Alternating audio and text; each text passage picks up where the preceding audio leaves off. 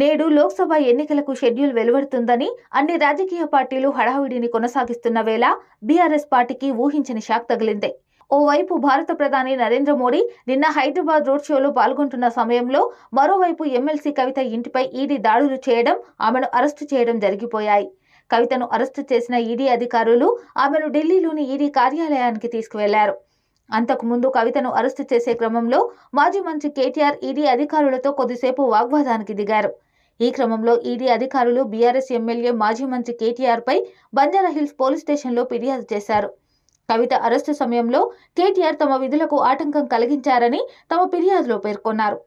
ED మహిళా అధికారిని భానుప్రియ మీనా బంజారాహిల్స్ పోలీసులకు ఫిర్యాదు చేశారు. కవిత అరెస్టుకు ముందు ఈడీ అధికారులపై కేటీఆర్ అనేక ప్రశ్నలు సంధించారు.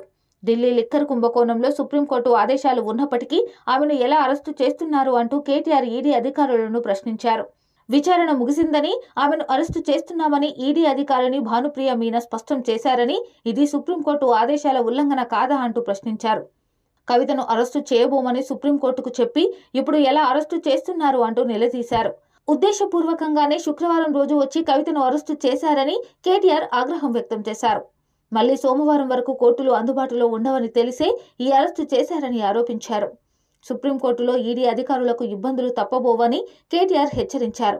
ట్రాన్సిట్ వారెంట్ అనేది లేకుండా కవితను ఎలా అరెస్టు చేస్తారని ఆయన నిలదీశారు. ఈ క్రమంలోనే కేటీఆర్ తమ విధులకు ఆటంకం కలిగించారని కేటీఆర్ పైన ఈడీ అధికారులు బంజారాహిల్స్ పోలీస్ స్టేషన్లో ఫిర్యాదు చేశారు.